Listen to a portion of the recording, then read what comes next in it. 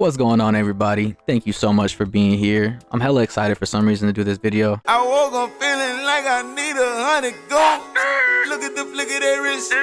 Look at the flick of that wrist. Look at the flick of that wrist. I just feel like this can go a long way for somebody who is going through maybe the same situation that I was in. So, social media, as you guys have all observed, has been in our lives for quite a while now. There are benefits and drawbacks to social media, but today I just want to focus on the negative aspects. In the era of knowledge, everyone is curious about how other people are spending their life.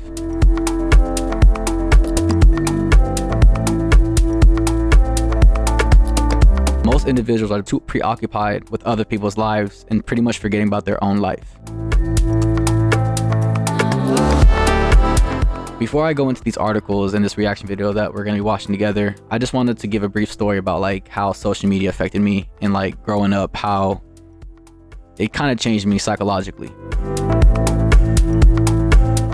So not so long ago, I came to this realization that I will eventually die. Like, we all know that we're going to die one day, but we don't really acknowledge it. We always feel like we're going to live forever and we feel like we have all this time in the world and stuff like that.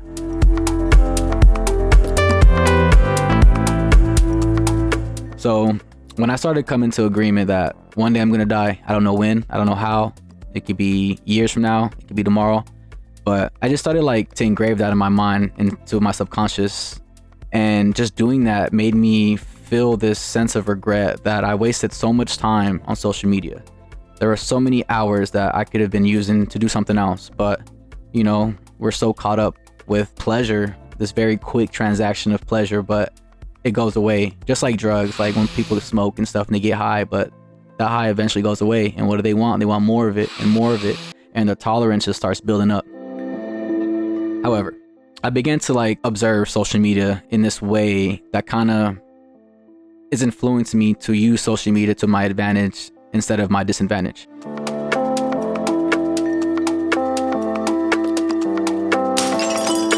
So I believe that a large portion of my worry stemmed from the feeling that I would never be as fortunate as other people who I saw leading extravagant lives and accomplishing all of their goals. To me, that was very important because I had a lot of anxiety growing up. Who cares? Not when I was like a kid, but when I started having social media, because, you know, I was fat and I was like, I feel like I was just this ugly little dwarf, and whenever I was on social media, I just saw like other people, like, you know, I just started comparing myself. I don't want to get too much into this, but I started comparing myself, as we all do, you feel me? I know you think you do it all by yourself, and I know it feels like you've got control of it all. There's something to social media that we do not see with the naked eye, you know? The people who control this world of social media, they know what they're doing. I had no idea that social media was turning me into this lifeless person. It was as if I was always analyzing my own situations in light of other people's realities. That was just like my little awakening with social media, and I just wanted to highlight those things before I get to these articles. So here's the first article that I want to show you guys. So in this article is titled "Mounting Research Documents the Harmful Effects of Social Media Use on Mental Health" by Emily Hemmendinger, University of Colorado, June 15, 2023. So it says, the pros and cons of social media. About 95% of children and adolescents in the United States between the ages of 10 and 17 are using social media constantly. Research has shown that social media can be beneficial for finding community support. However, studies have also shown that the use of social media contributes to social comparisons, unrealistic expectations, and negative mental health effects. In addition, those who have pre-existing mental health conditions tend to spend more time on social media. People in that category are most likely to self-objectify and internalize the thin body ideal. Women and people with pre-existing body image concerns are more likely to feel worse about their bodies and themselves after they spend time on social media. So there's always this comparison of like beauty when it comes to women, and I don't want to speak for all women because I am a man. Like, who am I to like speak for the majority? However, like what I do see is a competition of beauty. Like, people just want to look more beautiful than the other person. And there's this false idea of what beauty truly is. In this article right here, titled "The Social Dilemma, Social Media and Your Mental Health," it states that social media has a reinforcing nature. Using it activates the brain's reward center by releasing dopamine. As we all know, well, a majority of us know, that's why we love social media. It is a feel-good chemical linked to pleasurable activities such as sex, food, and social interaction. The platforms are designed to be addictive and are associated with anxiety, depression, and even physical ailments. According to the Pew Research Center, 69% of adults and 81% of teens in the United States use social media. This puts a large amount of the population at an increased risk of feeling anxious, depressed, or ill over their social media use. But what makes users come back for more even when it can literally make them feel sick?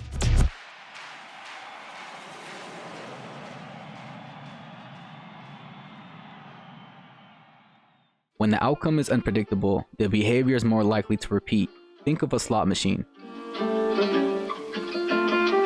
If game players knew they never were going to get money by playing the game, then they never would play, Sperling says. The idea of a potential future reward keeps the machines in use. The same goes for social media sites.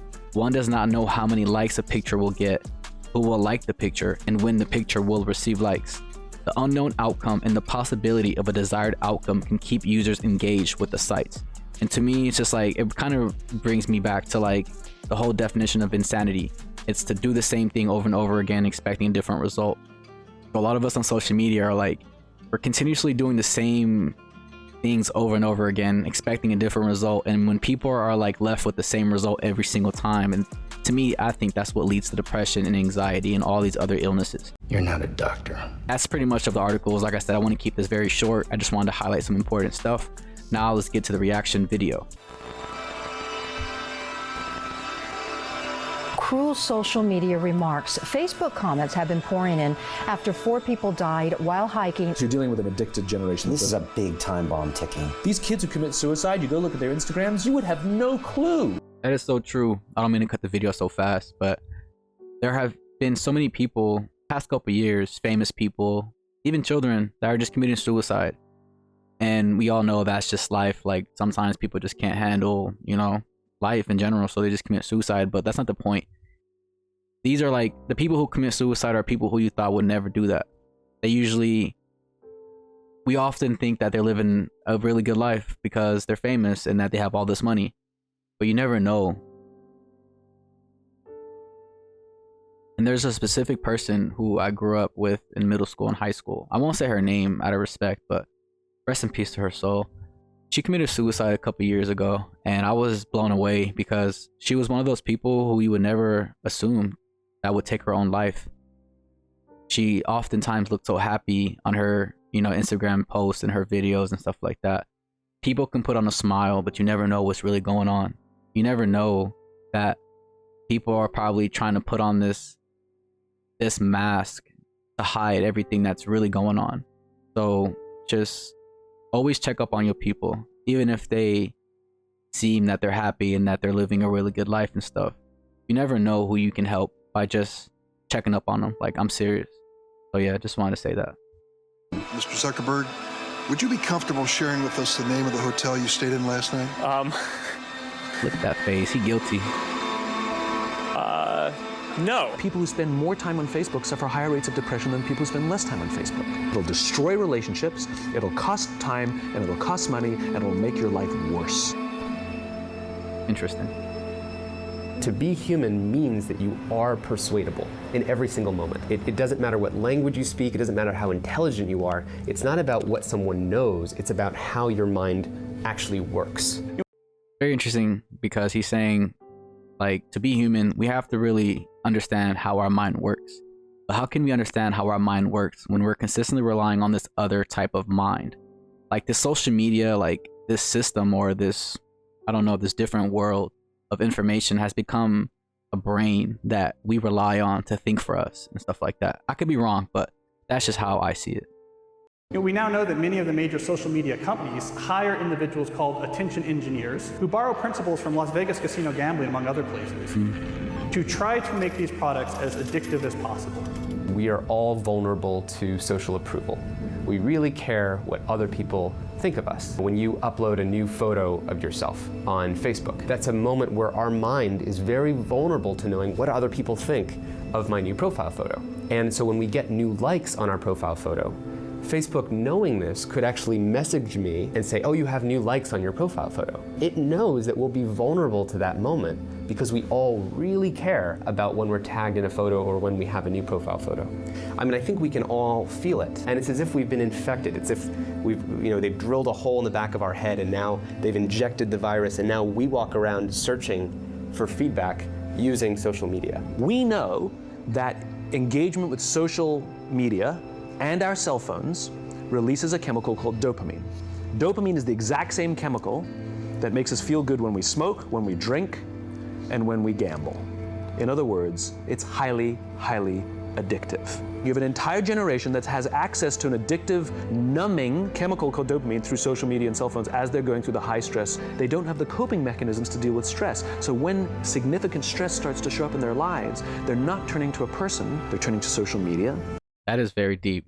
That is very true. Like I said, we're often turning to social media to like deal with our situations, to deal with our anxieties, to deal with all of our fears. But like back then, when there was no social media, people had to face like their issues on their own, and not only by their own, but they would rely on other people. Like that's where the whole word networking comes from. Not only social networking, but like interacting with people around you, relying on them to help you, relying on them to like to let you know that your life isn't bad and that you're not ugly and stuff like that. So he really hit that on the nail with that one. They're turning to these things which offer temporary relief. We know, the science is clear, we know that people who spend more time on Facebook suffer higher rates of depression than people who spend less time on Facebook. That's a problem. That's an addiction. If you're sitting in a meeting with people you're supposed to be listening to and speaking, and you put your phone on the table, you're just not that important to me, right? So you have an addicted generation that doesn't have the skill set to ask for help. Combined with the fact that they're so good at Facebook and Instagram, they're good at putting filters on everything. So they're good at showing you how smart and strong they are. These kids who commit suicide, you go look at their Instagrams, you would have no clue that they were depressed. People look like they have a much better life than they really do. People are posting pictures of when they're really happy. They're modifying those pictures to be better looking. People basically seem they're way better looking than they basically really are, and they're way happier seeming than they really are. So if you look at everyone on Instagram, you might think they're all these happy, beautiful people, and I'm not that good looking and I'm not happy, so I must suck. Some of the happiest seeming people, actually some of the saddest people in reality. Social media isn't real, but you don't ever see real life, the 99% of our lives, the behind the scenes, the unglamorous, unfiltered, day-to-day, bland normality. And you end up comparing your behind the scenes to other people's fake highlight reel and using others as a mirror or benchmark for how you should look, how successful you should be, or how you should live. You'll become your happier self when you stop putting pressure on yourself to be more like someone else. And they know that this causes depression. They're injecting things into your head that you didn't ask for. Our lives are becoming more transparent, just inevitably. It's just pulling us.